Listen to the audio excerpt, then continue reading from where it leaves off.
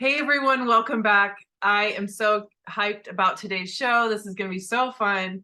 I have my friend. She's become my friend. I first was kind of girl crushing on her. Her name is Felicia Bender. She's a numerologist. I reached out to her. I got to know her a little bit last year and I had her on my podcast. And I recently reached out again because I was like, Felicia, come to me. Let's talk about what's going on in this sixth universal year. So she's here today to have a convo with me. We're gonna chat it up about some numerology, and it's gonna be a really fun segment. So welcome everyone. Welcome Felicia. I'm so glad you're back with me.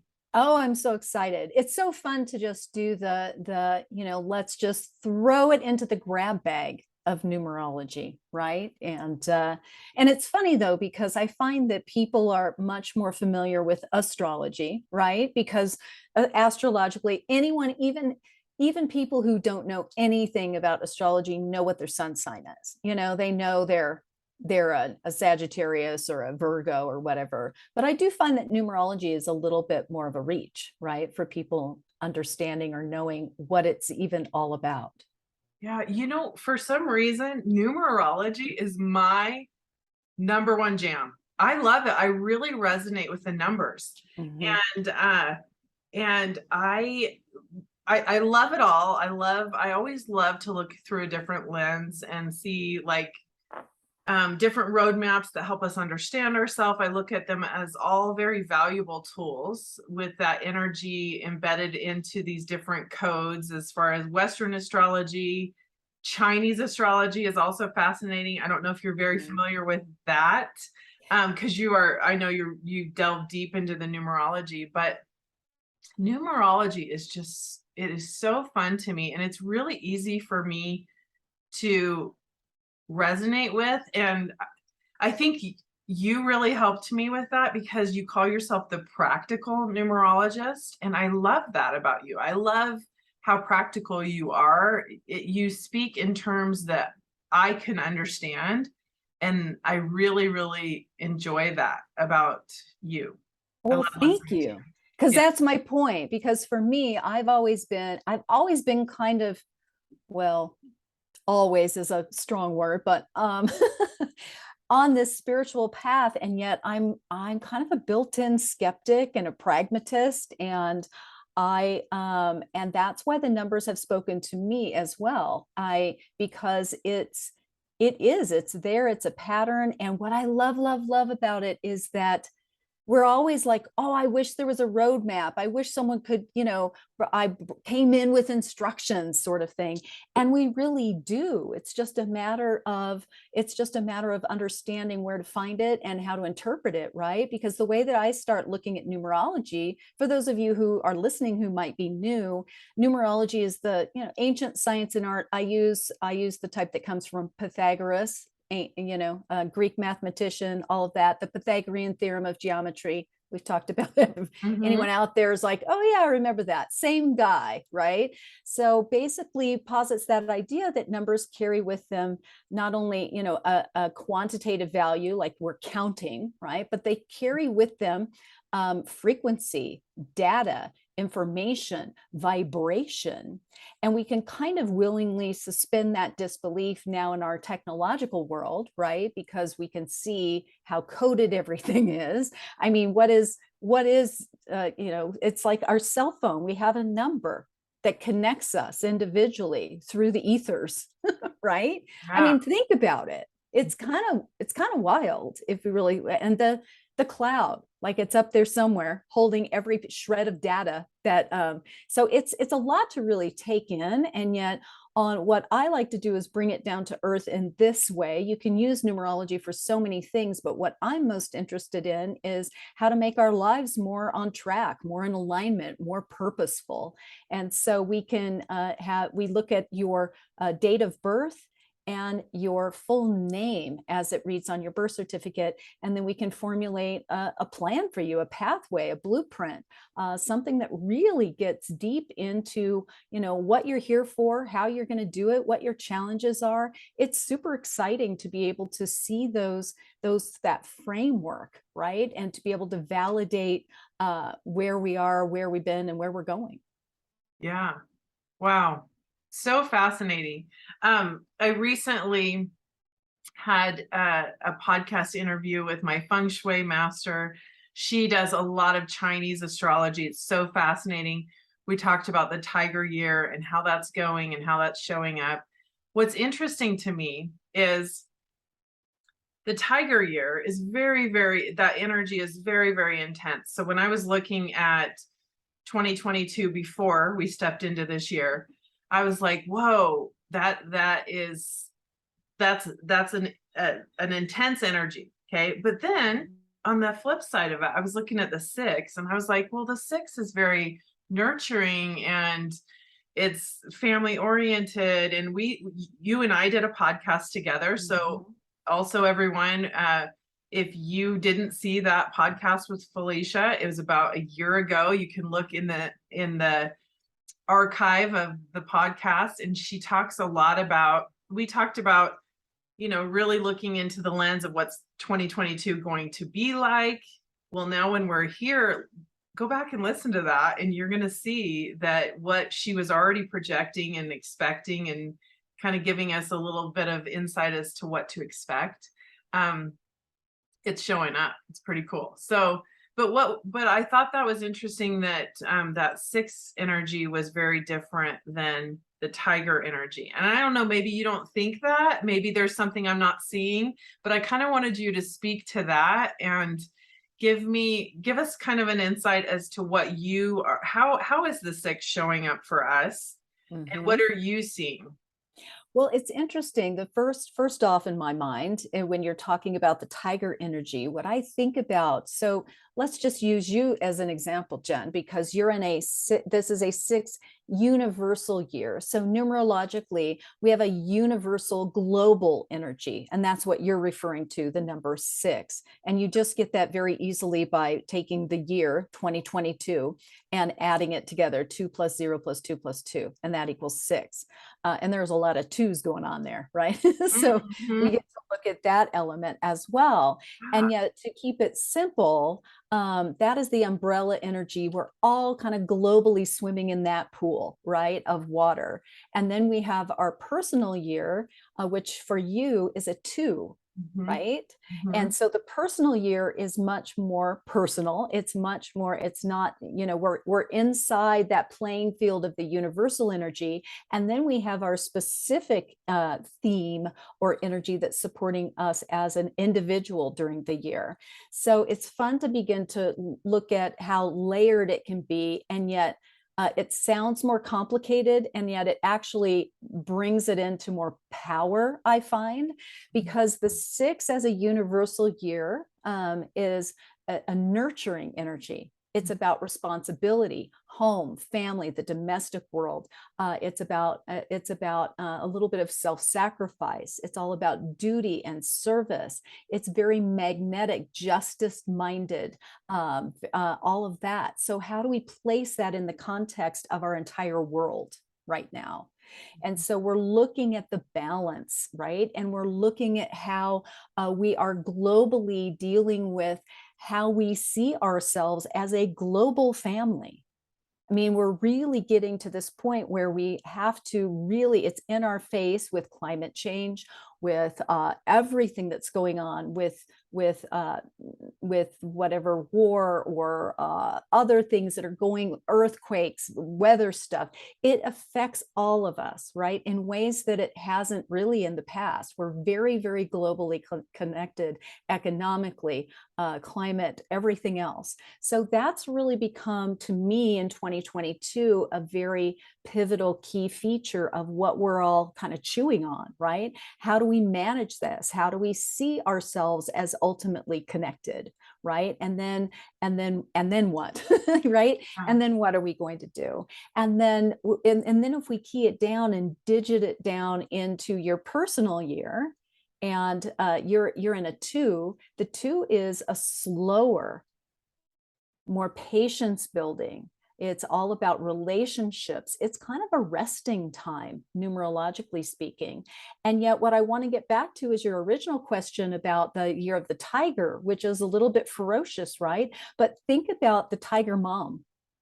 Mm-hmm. Think about that fierceness that comes in with the mom or dad, the parent, right? And so to me, that's where the connection is, in the fierceness, in the clarity of the protection, right?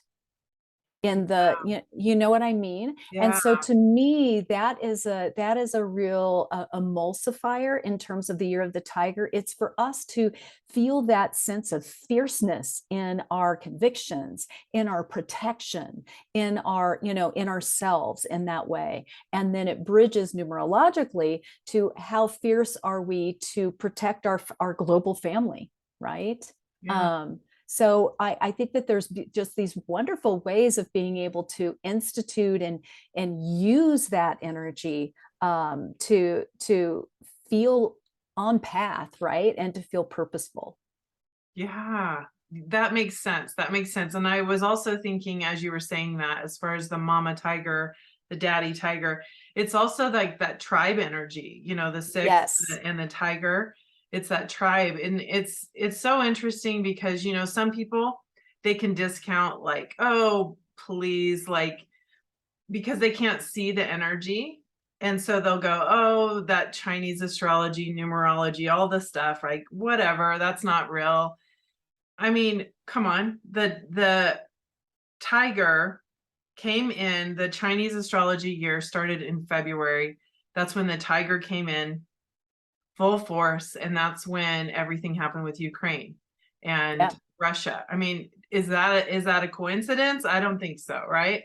But you're right that it makes you think about even these really painful things that have happened in the world, the mass shooting at the school, and like it makes you think about the continued, bringing in your family and your children, and it really shakes you to your core to think about what truly matters in life. Yes, values. It really brings you into, what will you do to protect your values in that way? And that can go in all kinds of directions, right? I mean, let's be real. And yet very much so, I find that it really, I find the astrology and numerology is always working on the same patterning and the same, it's really fabulous to look at how it's always speaking the same language, just in a different way. Yeah. Yeah. What I always find interesting too, though, Jen, I'm glad you brought that up. It's like, well, we can't see it, so it's not, Mm-hmm. and I find that I mean, even to step back on the most skeptical, pragmatic realm and go, look at our medical treatments now. We've got things that we can do with lasers, with sound. There's ultrasounds, but also they are going in with sound and with frequency to dissolve kidney stones, those sorts of things. So we've got so many different things. You can't see that, you can't. I mean, it's a sound wave. Yeah. Good And point.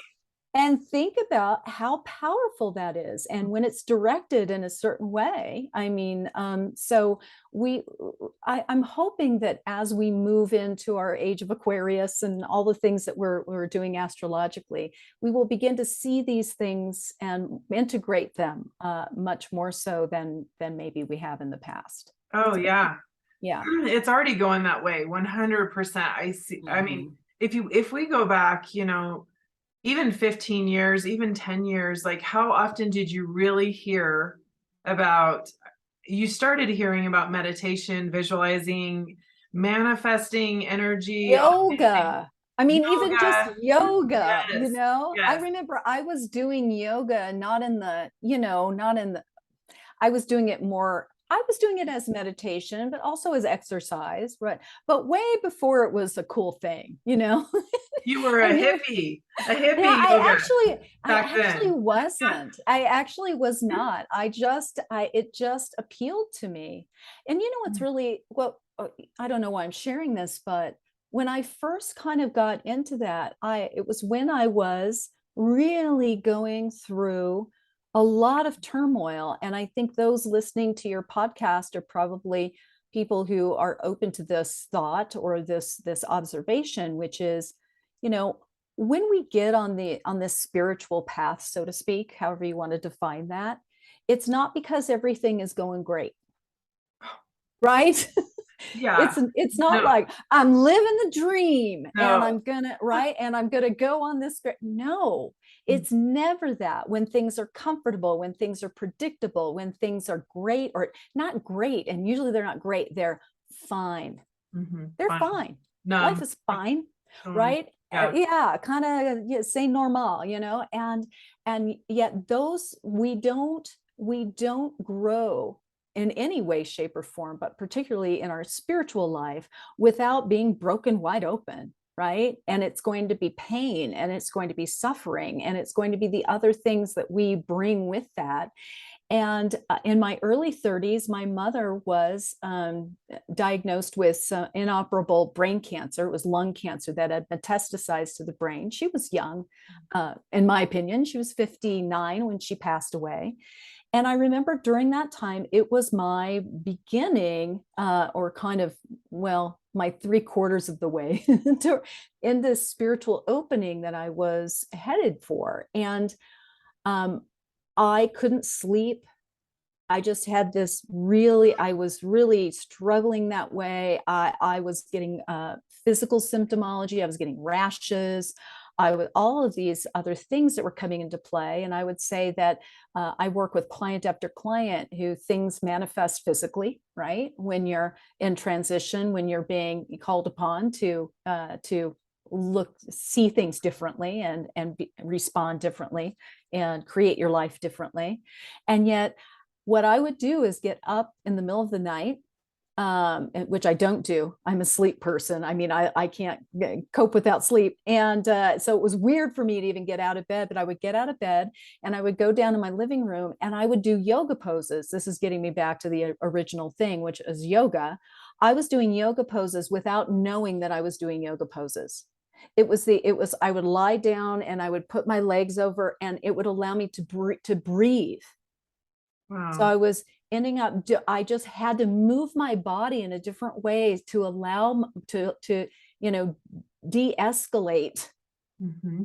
the whatever the anxiety and the panic. And I think that was my kind of opening to being open to yoga. At that point, again, I wasn't with my dreadlocks on the beach, and I love dreadlocks on the beach. That's fine, but not me, you know, it's just not me. So I wasn't doing the hippie thing, but I really was drawn to it intuitively, and then ended up doing it because it felt good, because it worked for me in terms of being able to calm my nervous system down and all of that. So it's funny how we're directed into these modalities as well, That right? is, yes. And I didn't mean you were a hippie. I mean, that's the thought process of any, like, people that do meditation or do yoga and these things, people would classify that. You know what I mean? They Yes. would think, oh, Yes. you're hippy dippy, you're out there, you're woo woo.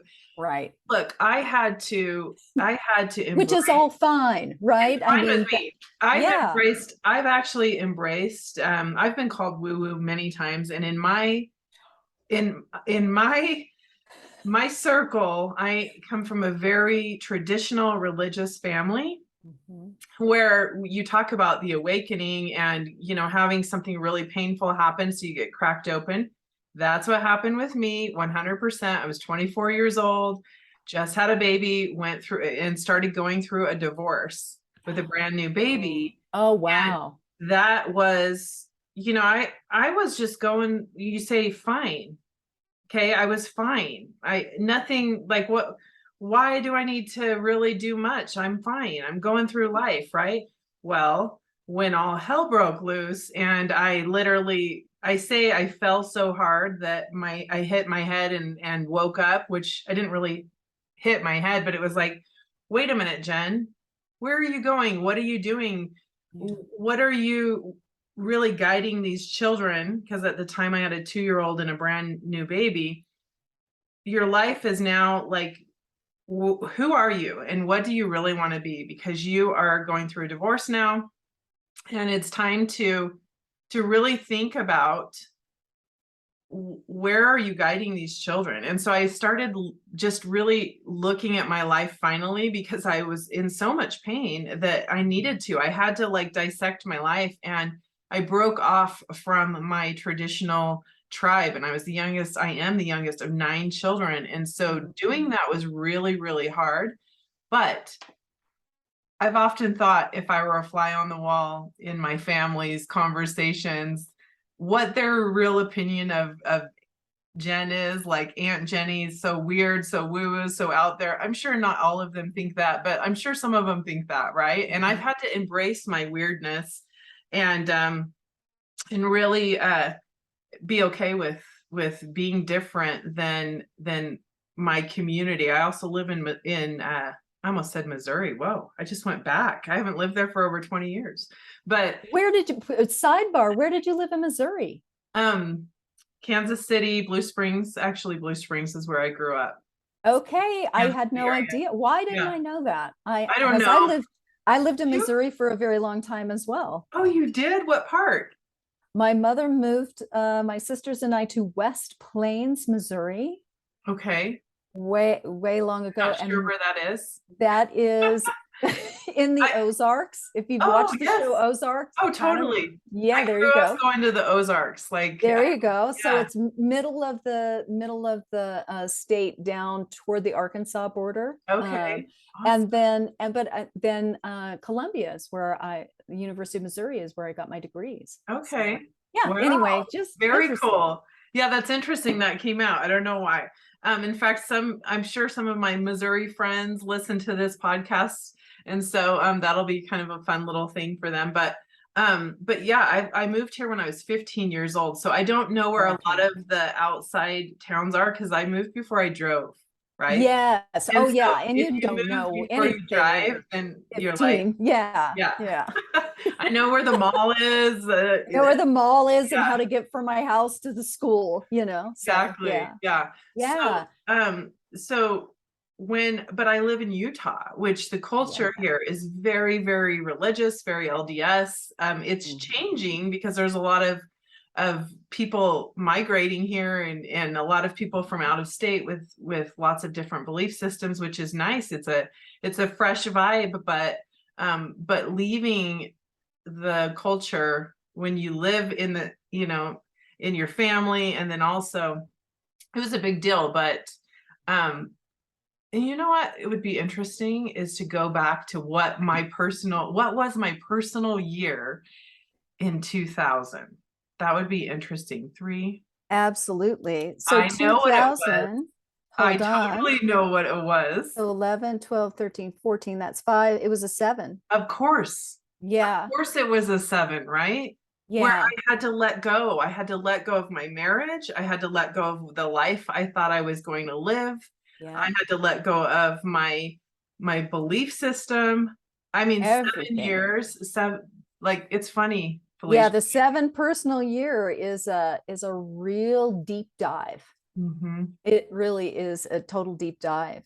And yet let's go back really quickly, if we could, to your numerology, because even after that conversation about you and your, kind of breaking off from the family traditions in terms of religion and everything else, because numerologically your life path is a 1 life path. So those of you who don't know, let's just quickly do you mind if we use your date, or if I'm an open book.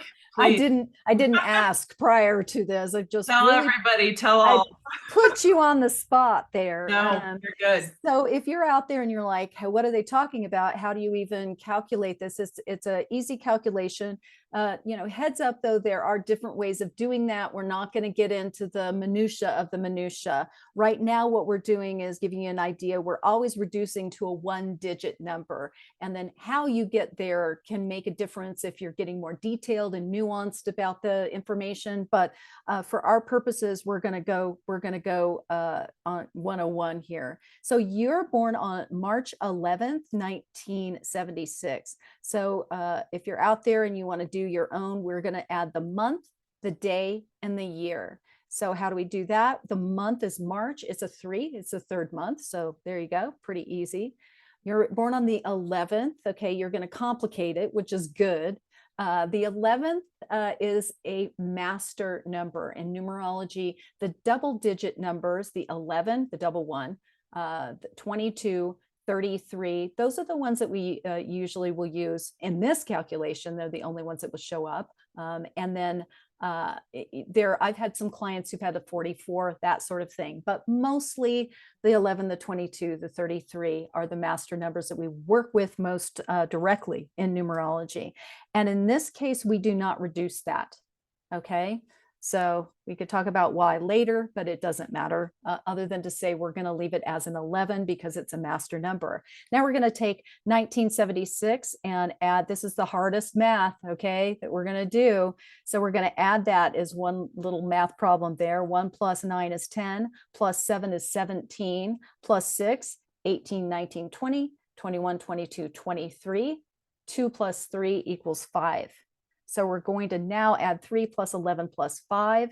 So that's 11, 12, 13, 14, 15, 16, 17, 18, 19. 19 is 1 plus 9 equals 10. And we're going to go one more time. You got to go one more time. 1 plus 0 equals 1. So you're a 1 life path. So I hope that makes sense for those of you out there can do yours. So as we're talking about numerology, maybe you'll pick up a few things about your own life path. Let me interject there really quick. Please. I can hear people going, what in the world what just happened? So let me just tell you, okay, especially if you're driving or, yeah, whatever. Don't do it. Please.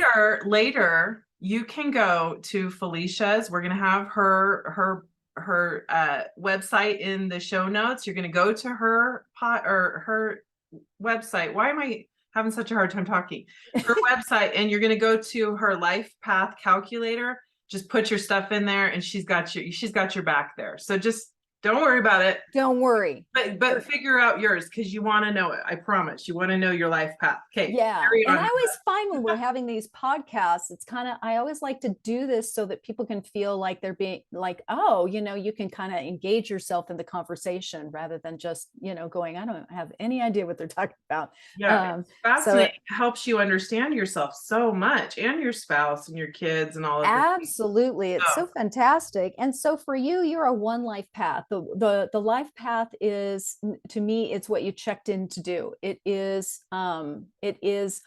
your purpose in life. It's what you're learning, mastering, growing into, evolving toward. And the 1 is meant to come in and deal with these 3 levels of development overall, very specifically. Now, you can say, oh, Felicia, everyone has to do this. But for the 1, it's really imperative because the 1 is all learning to be the leader, learning to be this innovative, pioneering innovator in the world. And so how do you do that? You do that by failing forward. You do that by self-definition. You learn that by learning healthy self-esteem, being able to assert yourself, to, fall down and get back up again, sort of thing. And so I find that 1s often find themselves in family dynamics. It doesn't have to be horrendous. It's not horrible. I would say that with your family, it's like you don't hate your family, but you're like, this just isn't me. This just doesn't align with me and who I am. And so then you get that moment of either squelching it, acquiescing and becoming angry and cynical and victimized, or you go, I'm either going to go over here and figure it out. Usually it's a little bit rebellious, I have to say, with the one is trying to kind of, kind of that disruption energy, kind of trying to, push up against things and assert your presence and your power in situations. And yet then as you get out of that and seek out what does define you, where your identity lies, and really align with that in a healthy way, then that's when you are ready to go to the races as a one life path. That's when you can begin to define, refine yourself, and to really march to that unique drum that you're here to bang.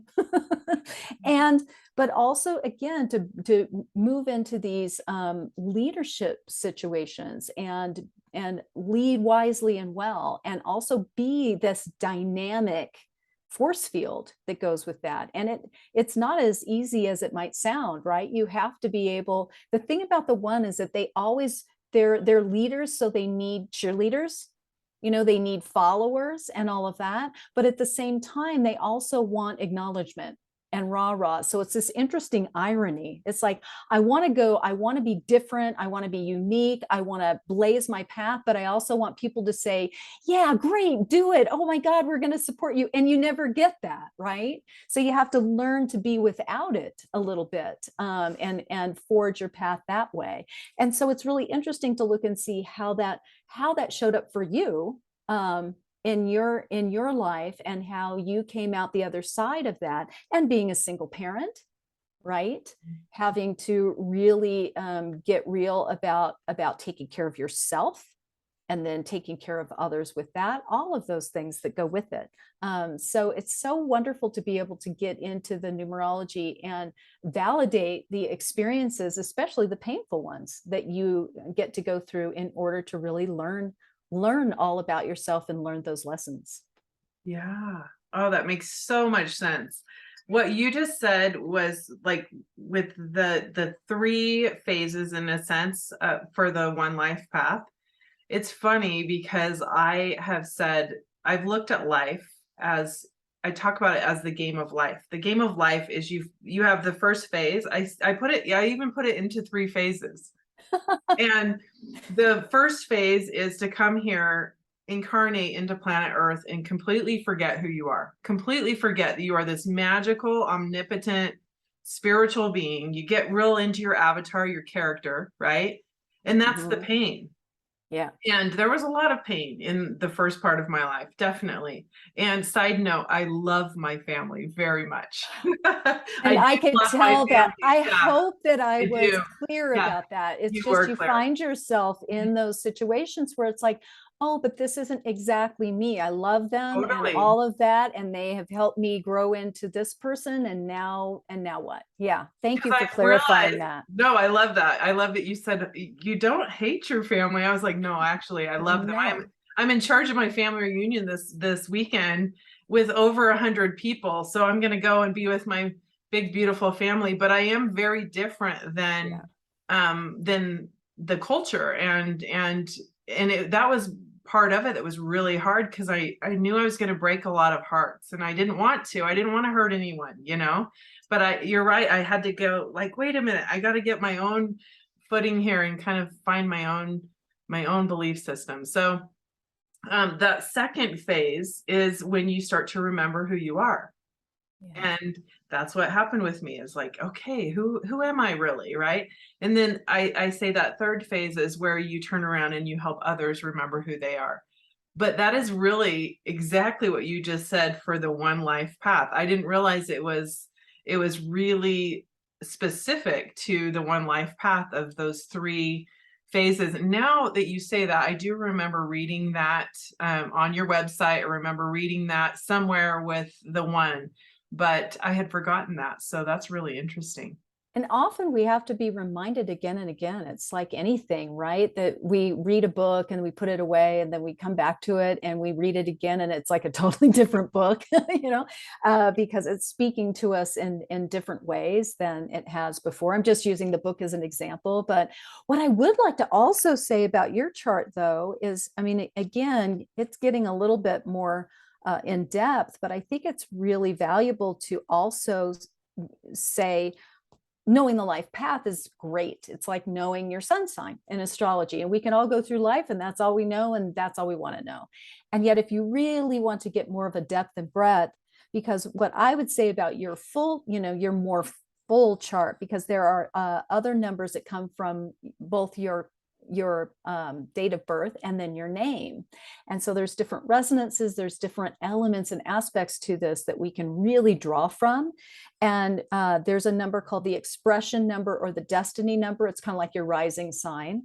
And there's a soul urge number. It's, what your heart desires. It's what, is really, really there on a soul level that you want to express. Your birthday number, the day you were born, is very significant. And I find the day you were born often is where you find more of a point of identity early on. It's like that comfort zone.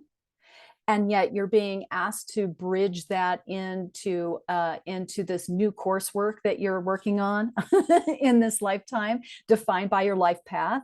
And the reason I bring this up is because you have two master number 11s in your chart.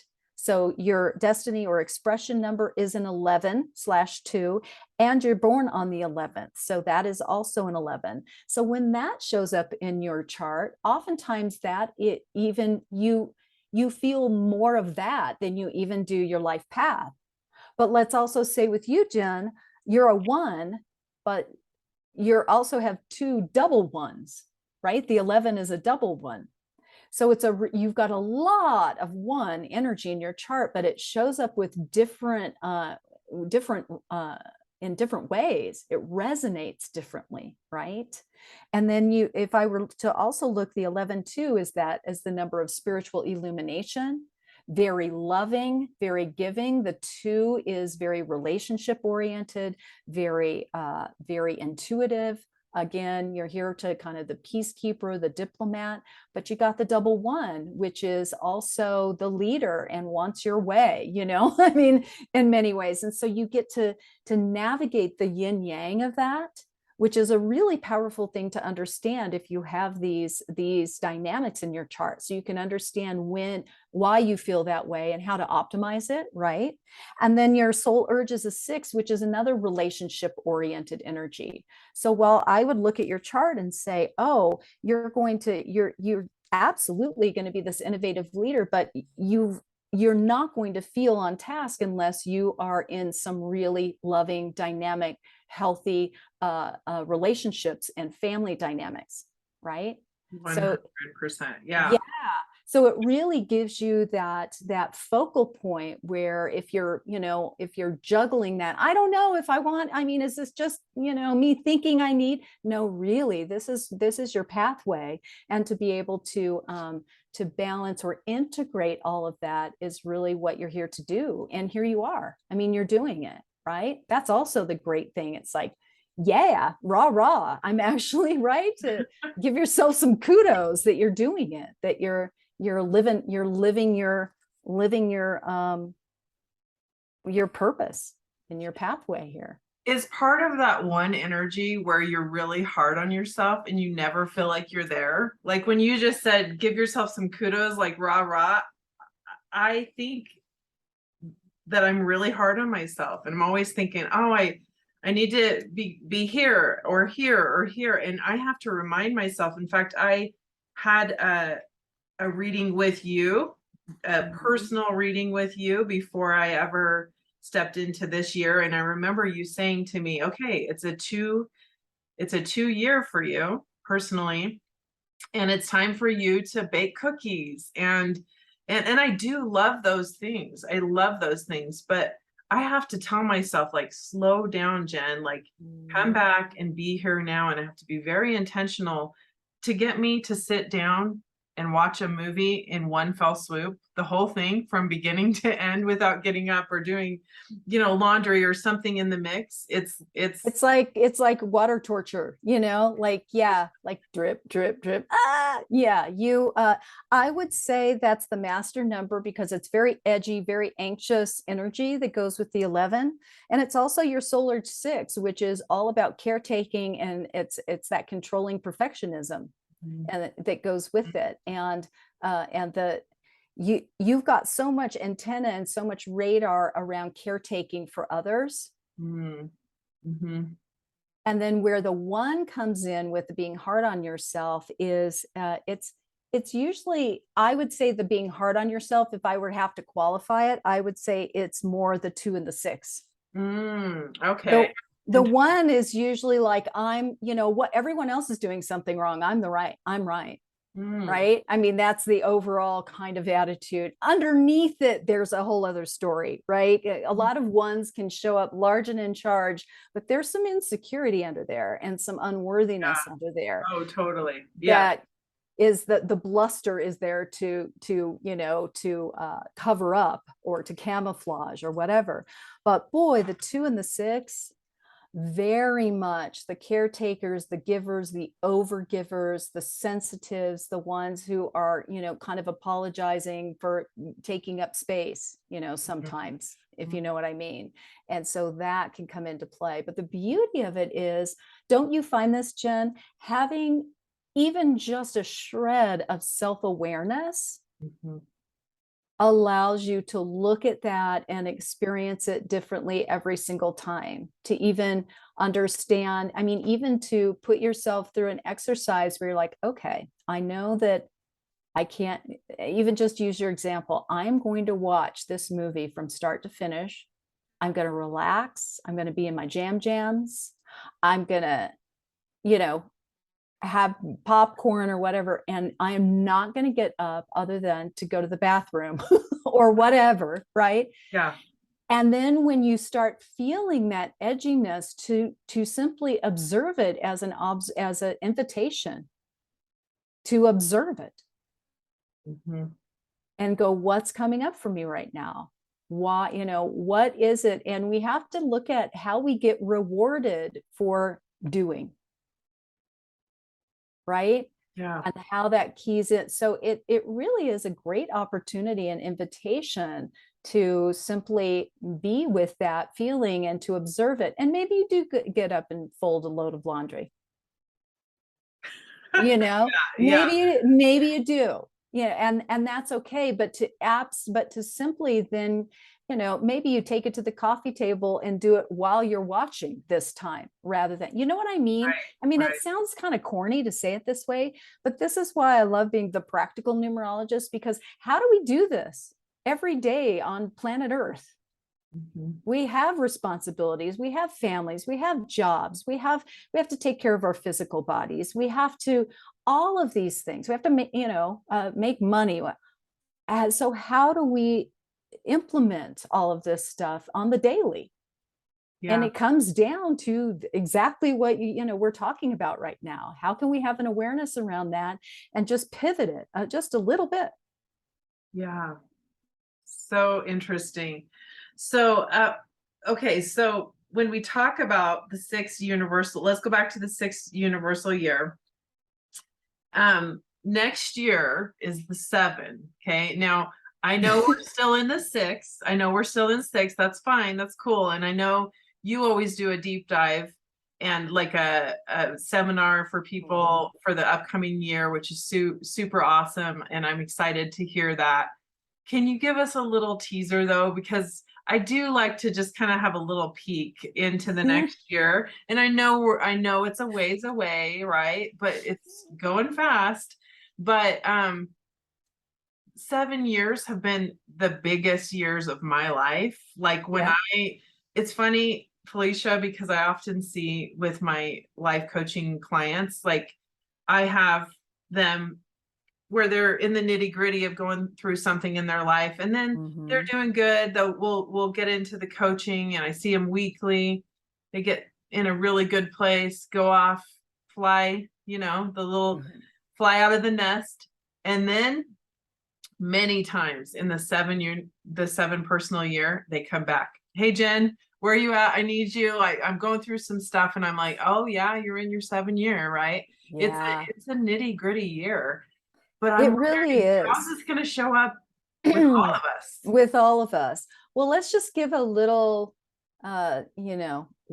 trajectory not a spoiler alert, but a little bit of a trajectory of the, how to think about the seven and the seven personal year and then the seven universal year. Because the seven, so to back up, we're in numerology, we're always dealing with 9-year cycles, 1 through 9, right? So a 7, we're getting toward the end. Okay. And so the 5 is kind of in the middle of it. The 5 is a changing time, right? 6 is more responsibility. And then 7 is more about navel gazing, right? And yet it is a time that is set up for a deep, deep level of introspection, a deep, deep level of really being available to and open to opening the can where your deepest shadows are and letting them come out to play with you. There's a numerologist named Dr. Juno Jordan. Now she's passed away, but I love what she says about the 7 when it shows up as a cycle, because it's so simple, but it's kind of a baby Yoda kind of thought. It's the 7 is the year to develop and create the right state of mind. Mm. And it's like, oh, that's so what, but just step back and think about that.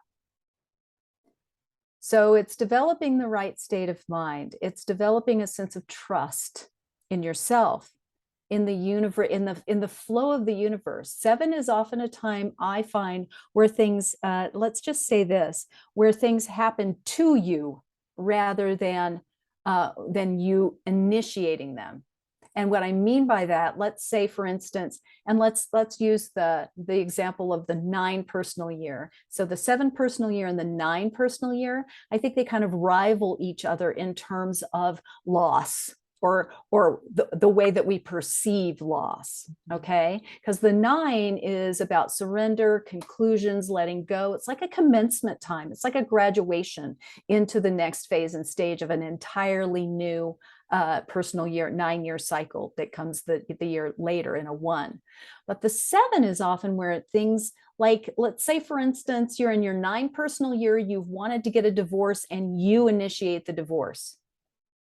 In the 7 personal year, you've been, on that balance beam and your spouse initiates the divorce. So it happens to you, right? I'm just using that as an example, right? Yeah. And so you feel like you're the dumpy, right? There's a difference between when I think about this, 2000, the year 2000, when I was going through my divorce, that I just felt so rejected. You're right. It happened to me. I felt. Yes. Interesting.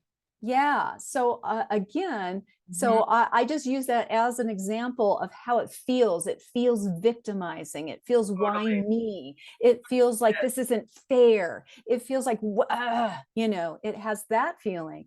The opportunity and the invitation for the 7 universal year and personal year is to study, to analyze, to meditate, to be in a little bit more of an introspective retreat mode. And it is a year earmarked for substantial, deep, deep changing core levels of spiritual growth. But it's gradual, right? It's this very deep, gradual processing time. I say the 7 is really, whenever you think of the 7, it is all, if there's one word there, it's processing, right? It's like, let me process this information. Let's digest it. It's not quick and snappy. Okay. And so how might this show up for all of us in this 7 universal year? It's a little bit of a pause before we collectively are moving into this 3-year push time transition cycle globally. So this is a time to kind of get our proverbial what together, right? And to really take some time to decide deeply what the values and what the next steps are. And really, it's a time to get to know thyself. in the most profound level. Again, it sounds a little corny, a little lofty, but really you have to get a little bit that way when you talk about the seven. The seven overall is that spiritual vibe. I mean, even those of us, seventh heaven, lucky number seven, all of those attributes that we have just in the basic way we talk about the numbers. It's funny to see the cliches that we have around numbers and how much they do align with the numerology in many ways. So in any event, I just see this as a very it's going to be a pretty much of a deep dive for all of us. I mean, look at what's going on globally and how things are playing out across the board, health wise, economy, just all of it. And so what direction? So I think it's going to be a time where there's going to be some more inventive things coming out of this. It's kind of like necessity is the mother of invention. And it's going to be a time where people are going to be coming up and with more, I think during that year, there's going to be a lot of processing and beginning to get things en route for the 8 personal year where they will come out with new concepts, new ideas, new things that are going to help us all, well, ostensibly, collectively, or that'll be the goal anyway. So does that make sense? So fascinating. Absolutely. I'm looking forward to it. I am. I mean, I'm always looking forward to, every year. It's exciting. I feel like right now is the most exciting time to be on planet Earth.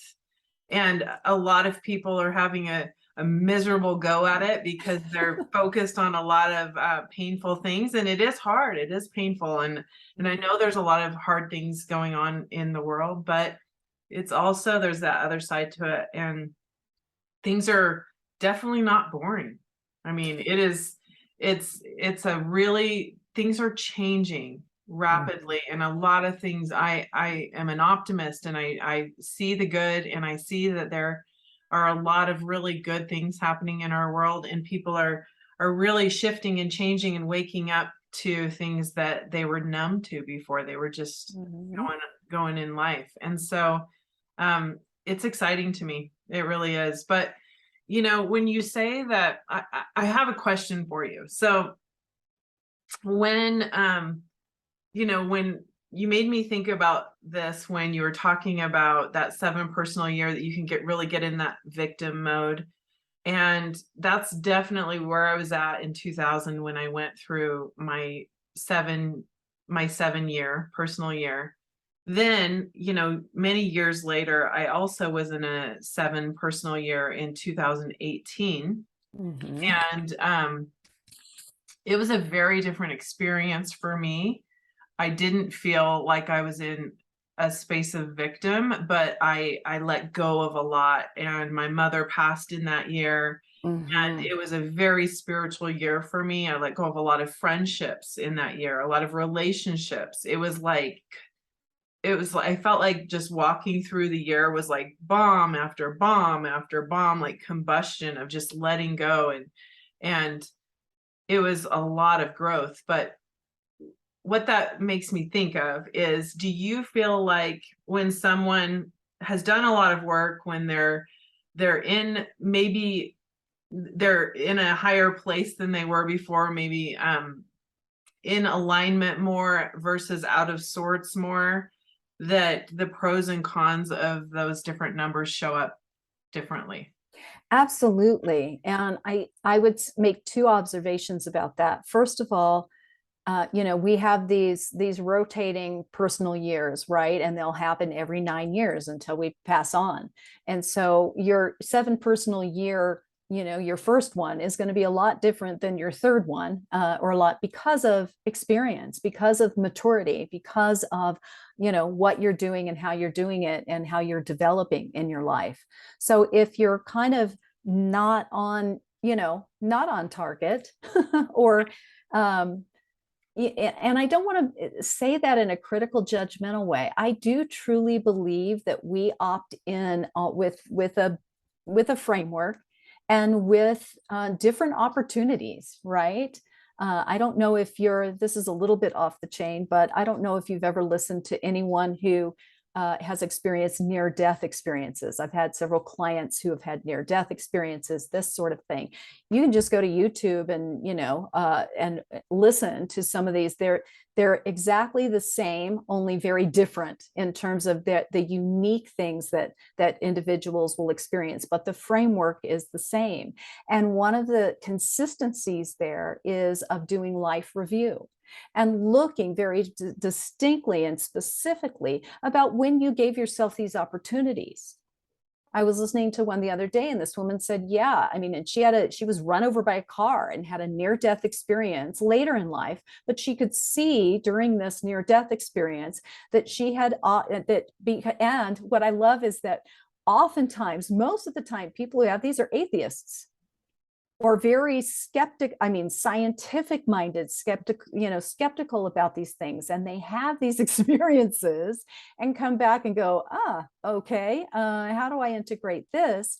And so my point being, though, is she was able, I'm using this as an example in the larger scope of our numerology, that we kind of contract for different. She could see that she had an opportunity in her late teens, early 20s to open to a spiritual belief system rather than truly she was an atheist, and she chose not to. And then she saw at that point that she had another opportunity when her father passed away to open to that. And she said, oh, I totally shut that off and totally, did everything I could to keep that lion away. And so then she had a third point in her chart that said, okay, here's your other opportunity. And she took that one, which was the near-death experience. So I only say that in terms of, if we take that wider view, I mean, numerology gives us a really great framework, but I think there's just so much here that we're working with in terms of giving ourselves these opportunities. And to me, numerology or any of these ologies are never, ever, ever to judge, to criticize, to demean, to demoralize, to anything else. If that's happening, I mean, I feel like this is a very sacred experience to have these, and it's never to be used that way. I find this information is very much no harm, no foul. I mean, what I love about it is that that's what we're all here to do. We're practicing. Yeah. We're here to experience, and we're practicing. So to go back to your original question, basically, yes, there are some 7 personal years where you're kind of going to be riding in the flow. And that is when things open up. That is when you get this level of trust and this level of ease within all that is.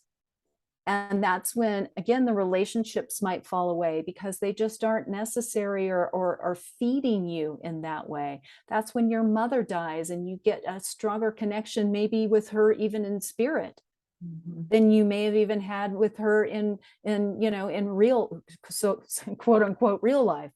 And so those are things, and yet sometimes I find, even as we grow spiritually, sometimes the lessons become even more rigorous. So the 2 points I'm trying to make is that, yeah, when you can say, well, I'm an above level spiritual practitioner because everything is flow and easy. Well, I don't see it that way. I see that even when things are very, very challenging, I think when you're in an elevated position and you're in your spiritual awareness, you even look at that as such a gift.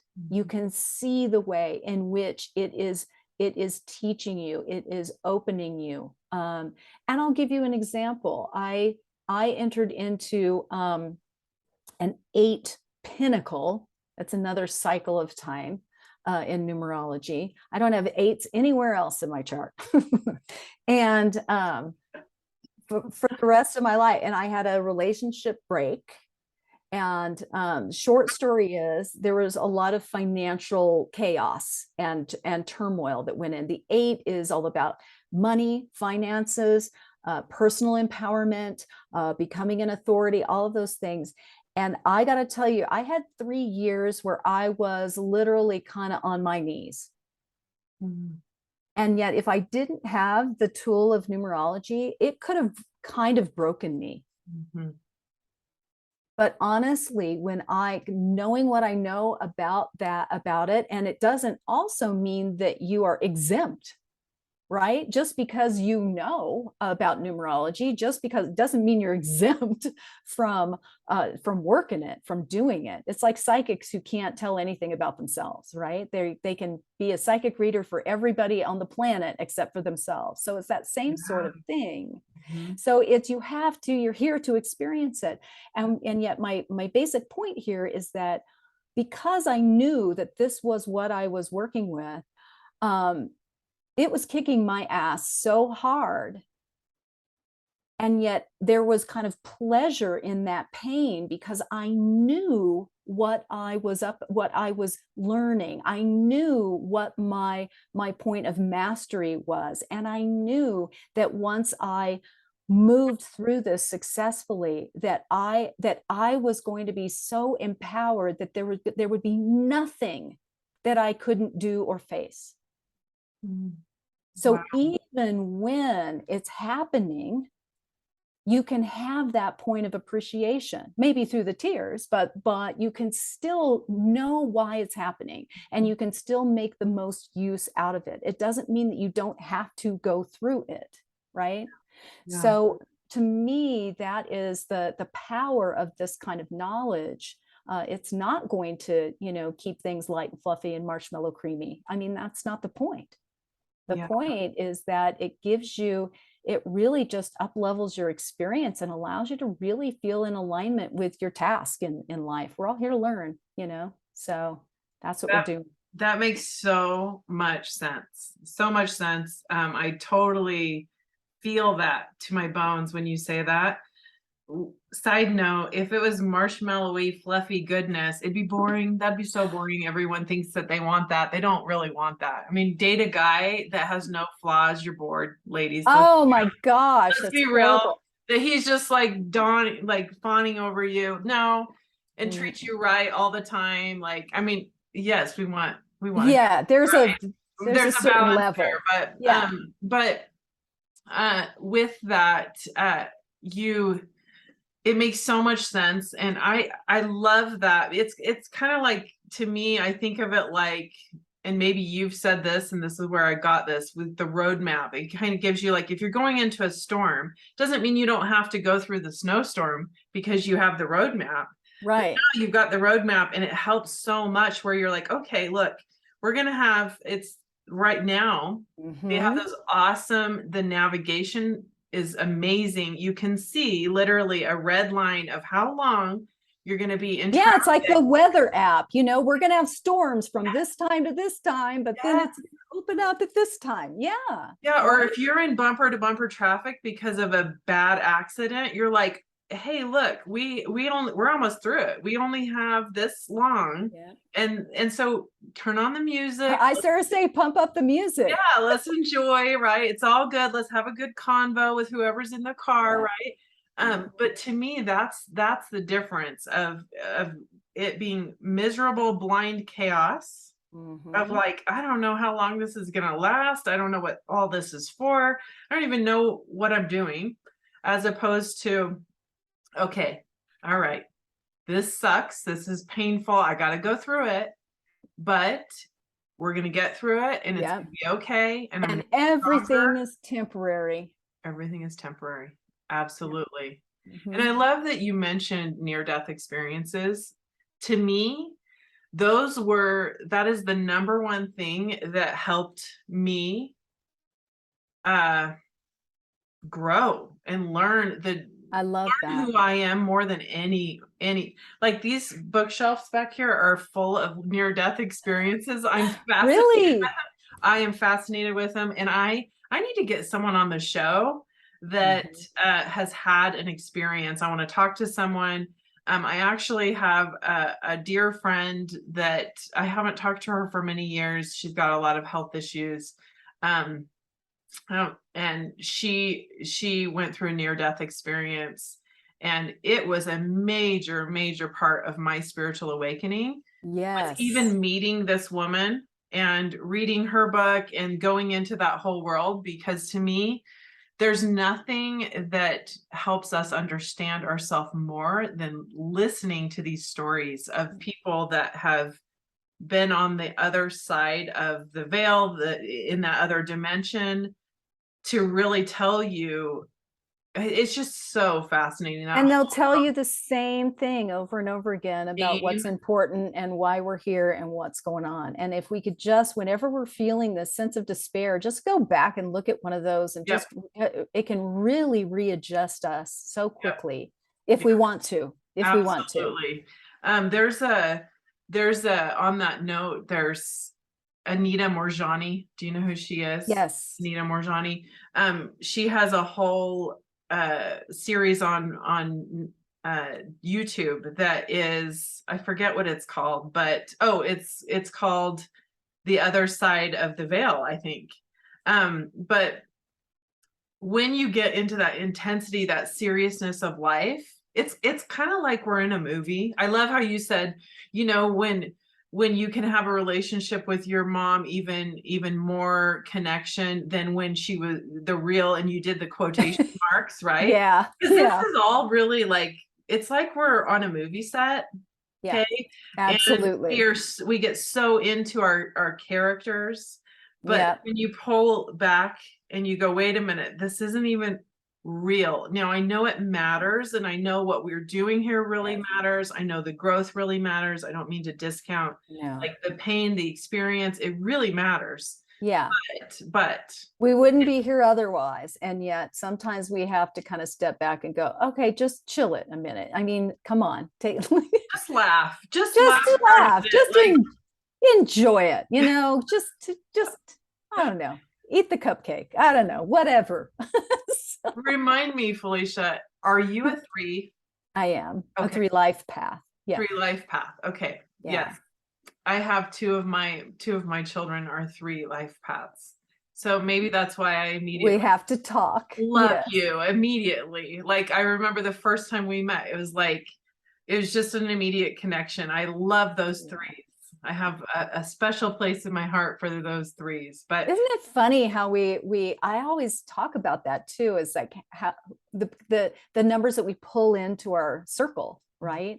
And we can look and see what they're that you often attract certain numbers and the other ones you're like, no, not a chance. that's what I was gonna say. Is there anyone that you're like, you look up their number, you're like, oh, I wouldn't go on a date with them? Not that you would say that, because No, I know that there's no number that's not, that everybody's at their different place, and there's no, like yes, you said, there's no bad.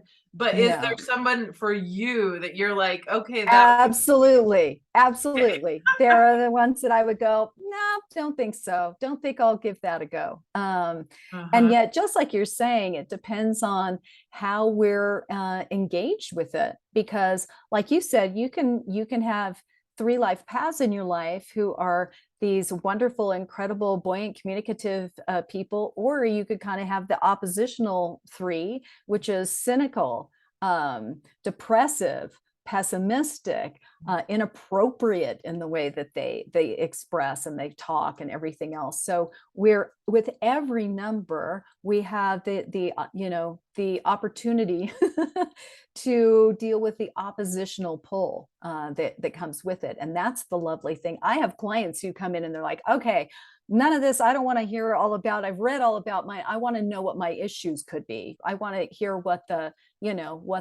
challenge points are.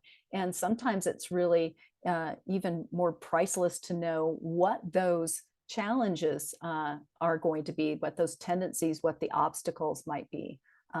And because we're always going to be working on them, even when we're really good at what we do, we're still going to keep getting those people, the experiences, everything that test us and that challenge us with that until the last, till our last moment. We're going to be getting those, because we always think, right? We're so funny, aren't we? As people, we're like, why do I keep repeating that? I want to be done, and we feel a sense of failure when we when we haven't, overcome that or changed that dramatically. And I find that that it's all about repetition. It's repeating until you learn a bit more, a bit more, a bit more, a bit more as you go along. Yeah. So we're so hard on ourselves, aren't we? Oh, we are. We are. Okay, so let's end with a fun little exercise. I thought this would be fun. If I just say a word and you just tell me the life path that comes to mind for you. And then afterwards, people, and this is all just in fun, right? Yes. Again, please nobody get offended. We've already got, we've already laid the groundwork and said, there is a difference in however you're at with your maturity level, your evolved patterns. Like if you're a more evolved human being, then you're going to be at a different place, which I'll start with saying one thing about the one life path, which I have realized within myself, is they can kind of have that it's my way or the highway. Okay, so I'm gonna start with just owning that I've had to see that pattern within myself and go, I don't want to be that person, especially in a marriage, and they can also be a bit controlling. Is that something? I think so. And so I've had to realize, what, my husband does not want to be married to his mother. That is not sexy. So step into the girlfriend to the wife role, the partner, the friend, the teammate, right? And yes. so I continue to try to do work on that. So I just owned that before I did this exercise so that I can be love it. the guinea pig there. Is there something you want to say for the three that you've had to own?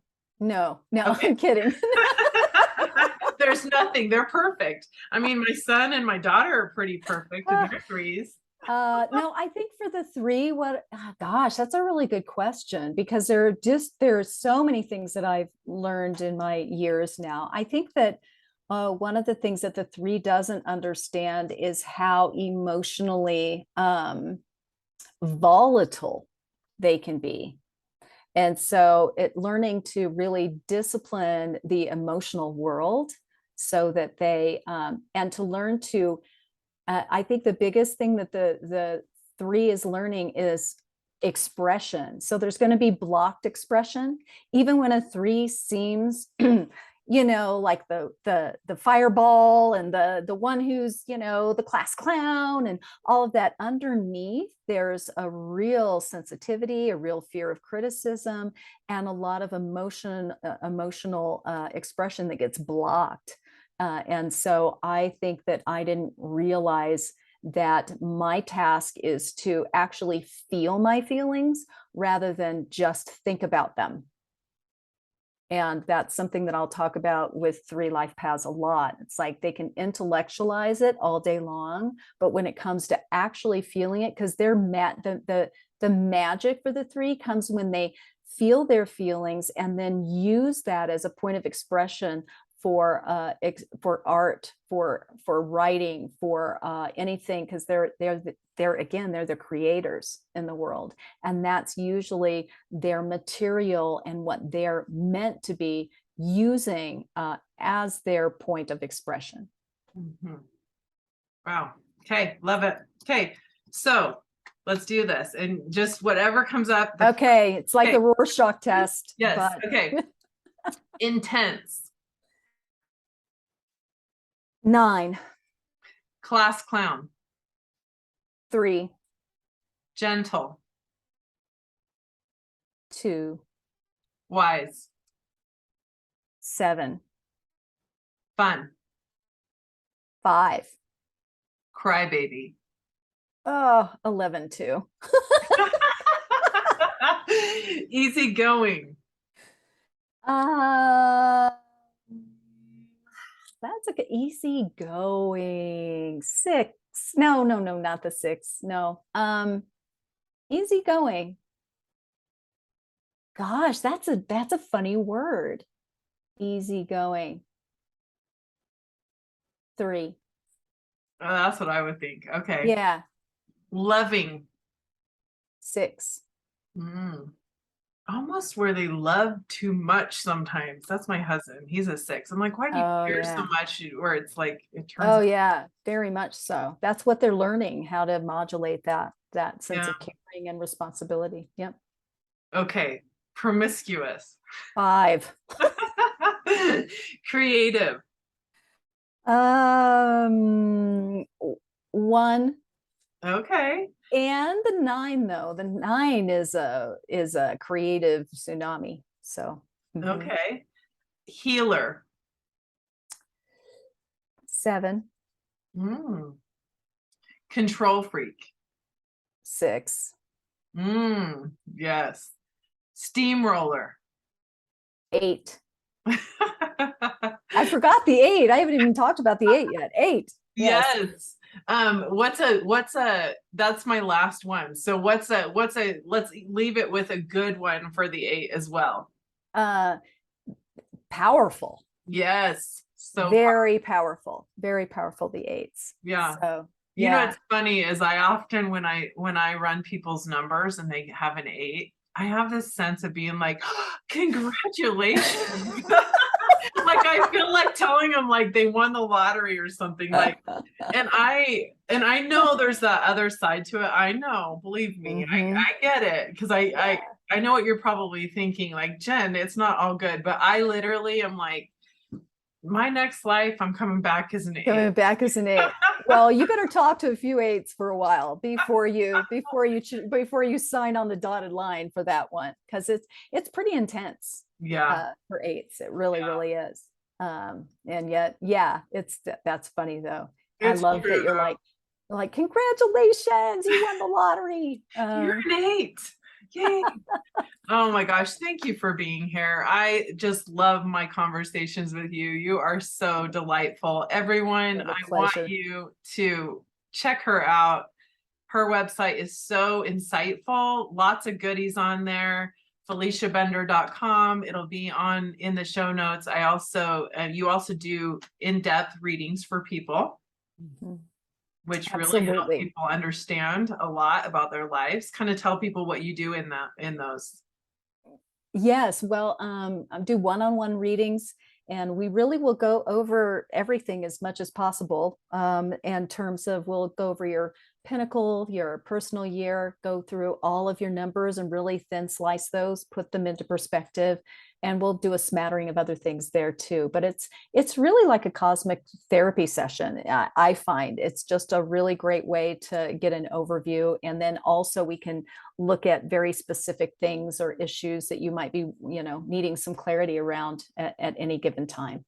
Yes, I love it. Mine was so great. And it gave me, I mean, the best thing, you gave me permission to like chill out and go, snuggle with my babies and bake some cookies. Hello, that's amazing. Yay. So, Yay. all right. And hopefully I can have you back next year at the beginning of the year again, so you can kind of give us more goodies as far as the 7 years. So we'll revisit that, but I'm looking forward to hopefully having you back on again. Absolutely. I look forward to it. Enjoy the rest of the year though. Okay. Yes. Oh, we will. We will. All right. Thank you everyone for being here, and I will talk to you next week. Bye for now.